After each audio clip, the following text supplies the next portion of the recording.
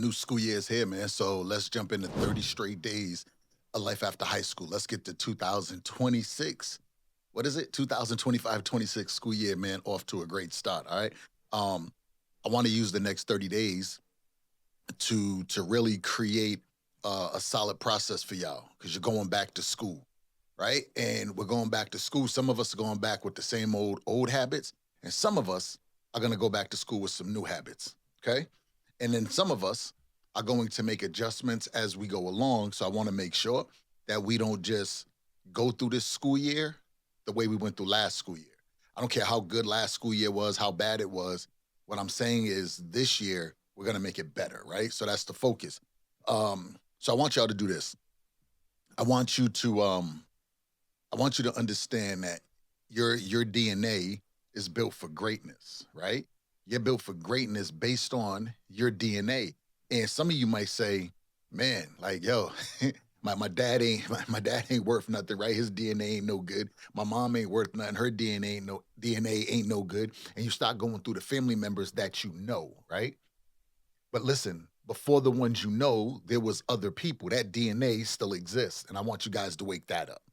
Okay. If you don't see it in the people that you see on a daily basis, I want you to understand that it's somewhere, right? It's somewhere. Even the ones you don't see it in, it's somewhere.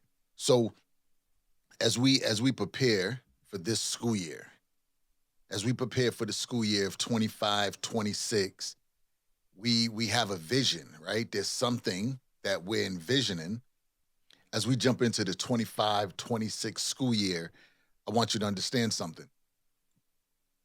Your DNA is built for greatness, whether you see it or not, right? There's someone along that DNA line that you have that's phenomenal. They're great, right? And maybe they didn't get the chance to live it out for enough people to see it, so you don't believe it. You believe that you're only worthy of what you can see. All right, I want you to understand me, your DNA. So let me go ahead and give you the quick blueprint real quick. I want to give y'all the blueprint. This is how I want y'all to set it up as we go into this new school year, the 2025-26 school year. I want you to understand something. You're not supposed to know what you don't know, right? You are not supposed to know what you don't know. So as a student that didn't know how to study, never learned how to study, right? It created so many problems for me in school. And I wish I had the blueprint that I'm going to share with you right now. I'm going to give you 3 steps today, right? 3 of them, and I want you to follow these. So if you find yourself having problems studying, you find yourself not knowing how to study, you find yourself not knowing how to take notes, how to highlight something, right? Listen, let me tell you, I was doing I was reading a book, probably like the first book I ever read, cover to cover. And I was like, man, I want to highlight the stuff that's important. I always see people, right? They're highlighting, they got 2, 3 different highlighters, and each one of them is for something different, right? So I got me 3 different highlighters. And when I got done with the book, right? Probably like before I even got done with the book, I'm on probably like page 10. What I realized is I was highlighting everything. Everything was important. I'm like, oh, I gotta highlight that. Oh, I gotta highlight that. Then when I go back and I look at the page, I'm like, yo, the whole page is highlighted. What was really important? What was not important? I don't know. I didn't know how to study. I didn't know how to find. I didn't know how to do research. So I never did no papers. But what happens if I would have did papers? What happens if I would have attempted some of the book reports, right? What happened if I would have put all my effort into doing my assignments? I would have learned it. I would have learned. But I couldn't pick up the way that they was explaining it to me.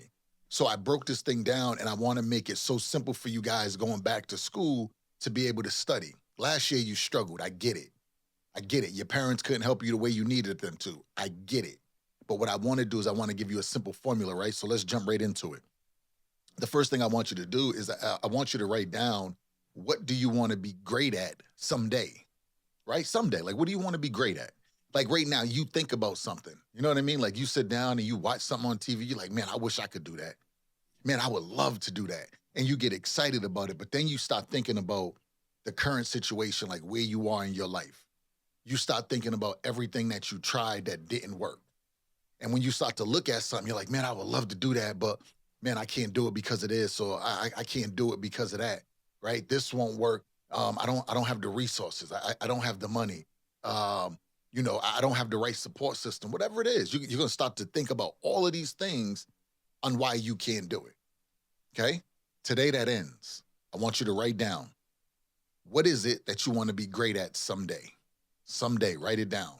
When you are very specific, right, about what it is that you want to do, it makes it a lot easier for you now to stay in alignment with what it is you want to do. But if you don't know, if you keep saying, one day I wish I could do that, and you let the thought come in and then you let that thought leave, how do you become better at it? You can't. But the problem is you're running into the same problem I was running into. What do I study? How do I get there? I know I want to do it, but I don't know how to do it. I don't know how to do it, right? And you already don't do no assignments in school, so it creates another struggle. So this is what I want you to do, right? After you write that down, this is what I believe I want to be great at someday, not right now. Right? I don't want to be great right now. I'm not supposed to be great right now. I never did it. But someday I want to be great at this. Whatever that is, I want you to fill in the blank, right? Someday I want to be great at this. This way, as we're going through the 2025-26 school year, we're focused on what we want to be great on. I know you're like, man, I don't know how to get there though. I don't know what I should be studying. I don't know who I should be talking to. Great. That brings me to the next thing, right? You have to figure out who is someone you consider to be the greatest of all times and why. So when you say, I want to be great at this someday, I'm going to look and I'm going to say, who do I look up to that does this? That does what it is that I do, who is doing it and who is great, right? And then I want you to ask yourself why. Why are they great? Why do you believe them to be great? What I'm doing here is I want you to find credibility within that person. See, I never studied intentionally. But every day I came out my house into my projects and I'm running around and I'm looking at all the locals, right? I'm looking at all the local hustlers and I'm watching them out here on the corners and I'm looking at them and I'm like, yo, they got that car. I'm watching what they do. Yo, how'd you get that? Yo, that's clean, right? And I'm asking all these questions. I'm looking at the new leather coats they're popping out with. I'm looking at all the money in their pocket and I'm asking them all of the questions. So what happened is I started looking up to the local hustlers in my neighborhood. And I'm like, oh, I want to be them. And because they were so close to me and I had access to them, I'm watching them. I'm watching everything that they do. I'm asking questions every opportunity I get in it, and they're giving it to me. They're giving me the information. So yeah, I couldn't get into the book and highlight the book. That wasn't working for me. I highlighted everything in the book. I had the whole book highlighted. I didn't know what was important and what wasn't important, right? But because I found someone that I consider to be great. Why did I consider them to be great? They had a better car than my mother, had more money in their pocket than my mother did, right? They was always around giving me information like my father wasn't, right? So because this, I'm looking at them and I start to admire what they're doing. And I said, wow, one day I want to be like that. And do you know that that came true? I became that. Does it make it a good thing, a bad thing? It wasn't good. It was good that I was learning. I figured out how I learned, but I had to figure out how to use it in other environments. So that's why I'm saying to you, the first thing you have to do is you have to acknowledge what is it you want to be great at someday, not right now. Because remember, I'm always telling you that your current self is preparing your future self, right? Your current self is setting up your future self. So this is why you got to pay so much attention to your current self. So when you identify what it is you want to do someday, what you want to be great at someday, you go find someone that you admire, that you consider to be great. And then you acknowledge why you consider them to be great. And is why you consider them to be great something that you want to be great at, right? And if it is, it makes it a lot easier. Because what I found is when I don't know something and I got to go sit down and I have to study something that I don't even know what I'm doing, my attention span is so short that I'll do it for a minute or two and then I get away from it and I don't do it. So if I'm only going to do it for a minute or two and get away from it and not do it, can I ever be great at it? No. No. So I had to say, how do I learn, right? And not only how do I learn, but who does this information need to come from? What type of person needs to deliver me this information? And then how can the person delivering it, can they give it to me in a way that I learn? That actually is a way that I can comprehend. Sometimes we're trying to get information from people or from things, and we can't comprehend the lesson, that means the messenger is off, right? So I need to understand what I want to be great at someday, okay? I need to understand who is great in that area that I admire, right? Who do I consider to be great and why? So now when they're talking to me, man, I'm listening to the messenger. I bought into the messenger, right? So first I got to know what I want to do. Then I can buy into the messenger. Sometimes, man, we're not doing that. We just keep saying what we can't do, we can't do, we can't do, we can't do. But when I looked at the local hustler and I was like, yo, I want that. The way he was talking to me, he was excited about what he did. Like, yeah, nah, I went and got that. This is what I did, da da da, right? Giving me all the information. That was exciting to me. He delivered the message in a way that I was willing to receive it. When I left, I was hyped. I was hyped.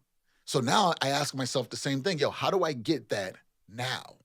Right? How do I find someone that can deliver the message to me in a way that I can receive the message? It doesn't just because you go to school doesn't mean your teacher has to be the one to make the message sink in. They got to be the one to spark the interest, right? So when you're going to class, watch this. You're going to class. Class seems boring as heck, but you're already clear on what you want to be great at someday. You already know the person, right? That you admire, you consider to already be great there. You already know why you consider them to be great in that space. So when your teacher says something, you take that information and you bring it back to that person and you run it by. Now they take it and they remix it and they give it back to you in a way where you're like, ooh, I didn't hear that before. You know how many times my mother said to me, P, you listening to this? I've been saying that to you for years. The delivery was different. My mom didn't serve it up the way they served it up. My wife says to me, she'd be like, babe, I told you that already, like 3 months ago. Like now you hear it from them and it makes sense. Yo, the way you said it didn't register. But when I took what you said, it sparked something. So I brought it over here to the person that I consider to already be great in my space. They related it to what was going on. And I'm like, ooh, got it. Everything someone says to you isn't the thing that you're supposed to take and grow it. Sometimes people say stuff to you that just gives it a little spark. What Tupac said, he said, I may not be the one to change the world, but I'll be the one to spark the mind of the person that changed the world. You understand? So every time I'm doing something, I understand, yeah, I might not be the one to change the world, but I will be the one to spark the mind of the person that will change the world. I admire Tupac for what he's done, right? I look up to Pac. Pac helped me through some difficult times, right? Through the music. So when I'm talking to high school students or students in general, I'm like, yo, there's a student out there and I'm gonna spark the mind. I'm gonna take what Pac was doing and I'm gonna carry it over. And I'm gonna spark the mind. And I'm gonna have them in the mindset of I'm gonna spark the mind. And they're gonna have someone else in the mindset that will spark the mind. I promise you it's not difficult. You just have to understand where to go to get the information. Listen, writing a book report, I never did one in my life. It's not difficult. I just didn't know where to go to get the information. The way my teacher gave it to me was the way my teacher learned. So they was teaching me the way they taught, and it was supposed to just work. It didn't. You know what I mean? It didn't work for me. But when I followed this process, number one, what do I want to be great at someday? Okay, cool. Who is someone I consider to be the greatest of all times in that space and why? I'm like, yo, I want to speak. I want to go speak to students. I want to go share my story. When I came across Eric Thomas, I'm like, yo, game changer. So now I'm sitting there and I'm plugging in with E and I'm talking to E. He's like, yo, boom, boom, boom. I'm trying to go to college and speak. They won't let me speak. Before I wouldn't have known how to get past that. E was like, yo, P, write the book. Write the book. So I wrote the book. You see the book back there. I wrote the book. Never did a book report in my life, but I wrote the book. Why? Because E said, write the book and the doors will open. I wrote the book. The doors opened. Totally different game, right? Totally different game. Let's go to number 3 real quick. Number 3.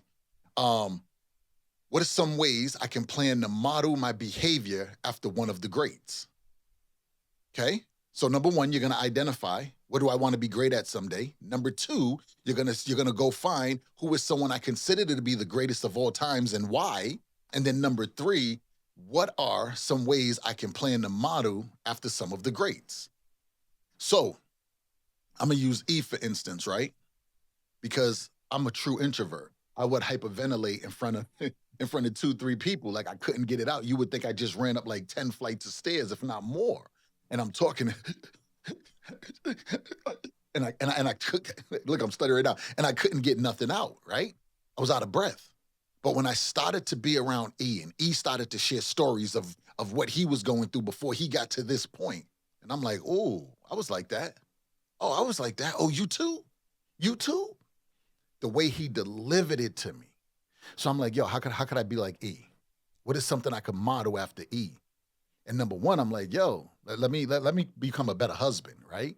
Becoming a better husband means I got to become a better me. Been with my wife 28 years. So when I'm in a conversation with my wife, I'm hearing what E was saying. E's like, yo, P, before I got on the road, I'm ironing my wife's clothes, right? So that way, when she wakes up, she ain't got to worry about ironing.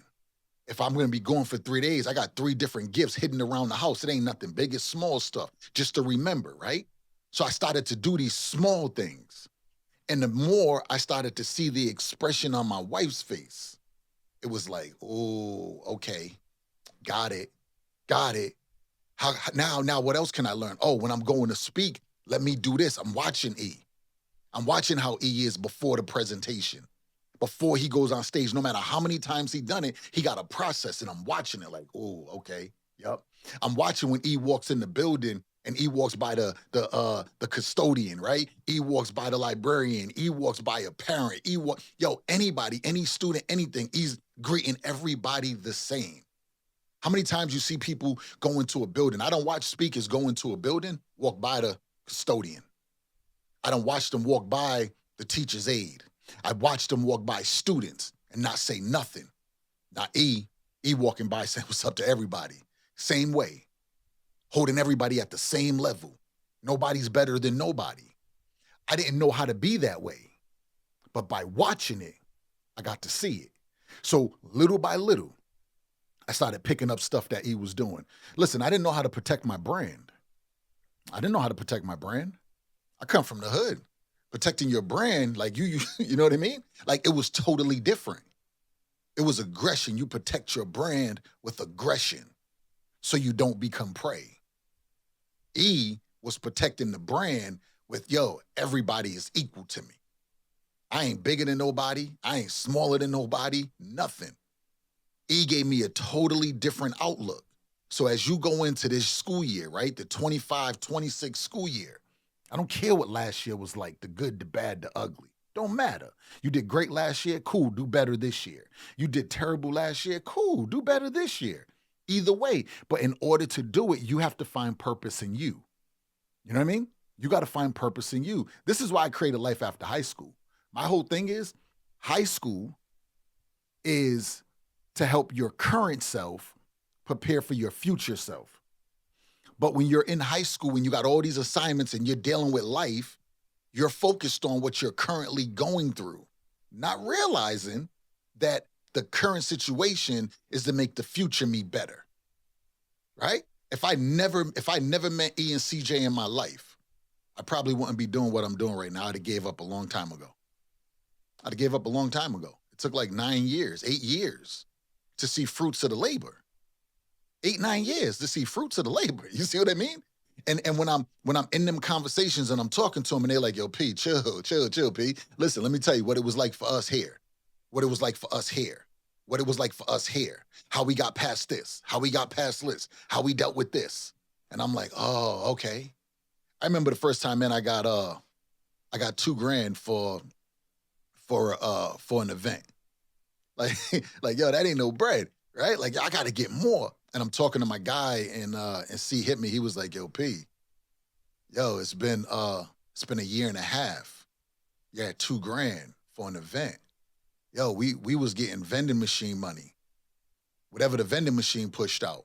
And then we was jumping in the little Honda Civic, driving to the spot. So we got $500 out the vending machine. Yo, that was just gas. We still had to cover room and board. We still had to cover everything else, food, right? All the other expenses. But we're packed up in this car and we're driving for $500 out the vending machine. P, you're 2 years in, year and a half, 2 years in, you getting 2 grand right now. And I'm like, oh, Okay. Okay. And then he helped me to double it down. You see what I'm saying? He helped me to double down on it. But what would have happened if number one, I never paid attention to what it is I wanted to be great at someday. See, I want to be great at working with high school students. Why? Nobody came back to save me. Ain't nobody come back to help me. Everybody looked at me like I was a lost child. That's why the book is they counted me out. Right? Everybody said that. That's why I created Life After High School. Like, yo, they counted me out. I'm not counting no other student out. Right? I'm not counting no other student out. Someone said to me, yo, Pierre, like, why don't you charge more for the program? I'm like, what? Like, what do you mean? It's not about the money.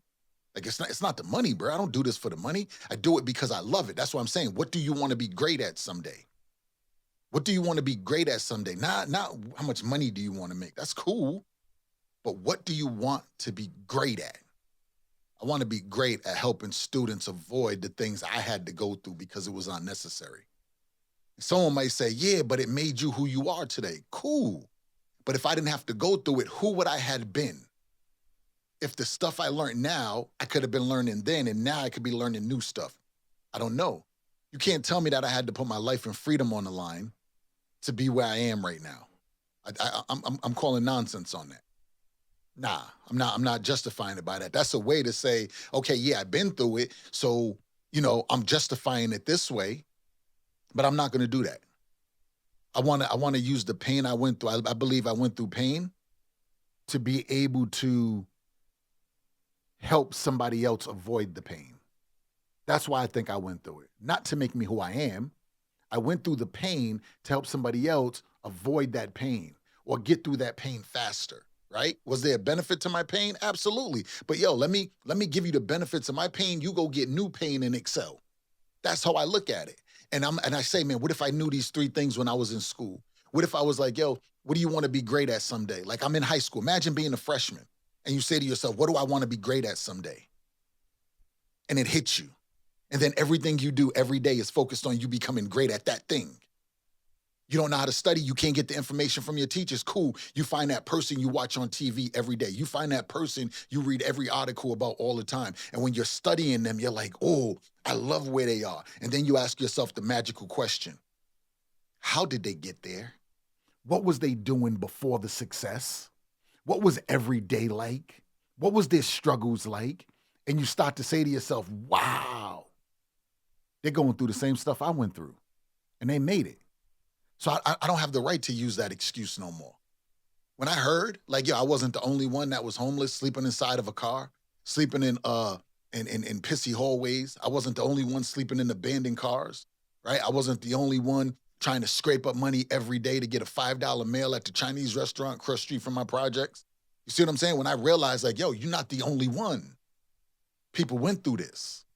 But when they went through it, they wasn't just digging a hole. They was going through it and they was becoming better, right? So when I say, I want you to identify, what do you want to be great at someday? I don't care what it is. You don't even got to share it with nobody, right? Matter of fact, stop sharing your vision with broken people. You're sharing your vision with people that are not doing the work to move them forward. You're sharing your vision with people who only focus on how messed up life is right now. Right? It doesn't matter if it's coming from your parent. How many times you heard your parents, right? And parents, don't do this. It's terrible. You put your fears on your kids. You let your kids hear all of your pain that you do nothing with. You just sit in the pain. You complain about check to check. You complain about finances. And your kids see you do nothing about it. What you're teaching them is, oh, you're supposed to just accept what they give you, and you're supposed to just learn how to live within your means. Why? Why? If you are not going to do anything to get out of the struggle, if you are not going to show your kids like, yo, I'm not going out for recreation, I'm not sitting down just watching TV every day, I'm not happy with what I have in my life, I'm not happy with the way my life is, let me go out here and get to work. Let me go out here and study something. Let me go do something that is difficult for me so that I can be better and provide a better life for myself and for y'all. Kids, students, if you're not seeing this with your parents, it don't mean you don't love your parents. It means you got to be careful what you share with them when it comes to your dream, your vision, because naturally they want to protect you. They're not go-getters themselves. They're just in survival mode. So if I'm studying from somebody who's in survival mode, how do I get into thrive mode? You can't. You can't. You're sharing too much with people that are in survival mode. Their information is survival information. I want thriving information. So when I look and I say, yo, what do I want? What do I want to be great at someday? Not right now. I can't be great at it right now. I'm just getting started. I could be okay. I could be good, but I can't be great right now. So what do you want to be great in? Okay. And then who is someone you consider to be the greatest of all times in that space? You see Kobe Bryant? Kobe Bryant considered Michael Jordan to be the greatest. And what did he do? He worked out like Mike and even went harder than Mike. He had every move down like Mike. When I ever watched the video and they was showing Kobe dribbling, doing the fadeaway, and it was looking just like Mike, from the facial expressions to everything. It's like, yo, it made me think of the saying. When I saw that video, I thought of the saying. I said, yo, my mom used to say to me all the time, like, yo, don't be a follower. Don't be a follower. Yo, that's half true. That's half true. Don't be a follower of someone that is doing something that you don't want that life, right? Don't be a follower of someone that you don't want what they have. But if you find someone that you can follow that has what you have, they're doing what it is you want to do in your life, and you follow them, what's wrong with that? What is wrong with that? Nothing. I grew up, man, and they're saying, yo, stop letting dude son you. Yo, dude ain't son me. Dude is the teacher. He's Mr. Miyagi. I'm Danu's son. You know what I'm saying? He's Mr. Miyagi. I'm Danu's son. That's the problem. The problem is you want to follow the people that pat you on the back for doing what's easy. But you don't want to follow the people that stretch you. Why? I want to follow the people that stretch me now in my life. I done followed the people that patted me on the back for all of the wrong things for a long time. When I got to the point, I said, yo, I'm going to follow people that stretch me. I'm going to follow people that make me a better me. I'm going to follow people that help me to understand me. I'm going to follow people that are not just yes men. I'm going to follow people that don't take my excuses ever, right? I got one partner right now, man. If I'm talking to him, he asks me a question, and it could be a yes or no question, right? But then I'm like, well, yeah. He'd be like, yo, come on, man, yes or no? Like, yo, did you do it? Like, yeah, you either did it or you didn't do it. You know what I'm saying? If I hold this and I drop it, did it fall? Or did it think about falling? It fell. No excuse. So sometimes when you're around people like that, you tend not to want to be around them because it's too much of a stretch. It's too much of a stretch. Now I enjoy being around people like that. It's like, yo, yes or no? Hey, did you get that assignment done? Yes or no? You either did or you didn't. No. Cool. You see what I'm saying? Yo, there's no in between. When I say, yo, every day I'm going to show up right here every day for the next 30 days, I'm going to make sure y'all get this information every day for the next 30 days. I'm going to give y'all the blueprint. I'm going to do my part. The thing you need to focus on is, are you going to do your part? Are you going to do the things that you need to do to make it valuable and meaningful for you, not for me? I got the information, right? I got it. I'm sharing it with you. So I'm telling you, these three things as you start this new school year off, the 25-26 school year, right? Listen, I'm gonna read them off real quick. I'm gonna read them off real quick because I want you to get them. Number one, what do you want to be great at someday? You're in high school right now. You're in high school. What do you want to be great at someday? Okay. Number two, once you identify what you want to be great at someday, who is someone you consider to be the greatest, to be one of the greatest of all times, and why? Don't just say, yo, they're great. Okay, cool. Why?